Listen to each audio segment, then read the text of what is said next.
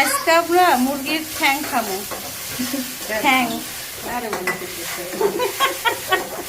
আমি তো বরিশাল না বেটা। এই দেন মুরগি খাইতে খাইতে ঠ্যাং বাঁচতে কষ্ট, এই জন্য ঠ্যাংগুলা ফ্রিজে জমাইছি। তো জমতে জমতে এতগুলো হয়েছে, এখন এই যে রান্না হবে ঠ্যাং রান্না।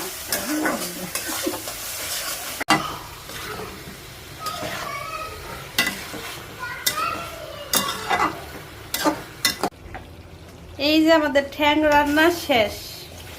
এই যে বুনা করে দিচ্ছি, দেখেন দেখেই খাইতে ইচ্ছা করতেছে। রান্না শেষ, এবার চুলাটা বন্ধ করে দিব আর উপর দিয়ে একটু জিরা ছিড়াই দিব। এই যে শেষ, দেখেন দেখেই একদম মাথা নষ্ট, খাইতে যে কি মজা। কালারটা দেখছেন? কার কার পছন্দের খাবার কমেন্টস করে কিন্তু জানাইবেন। সবাই ভালো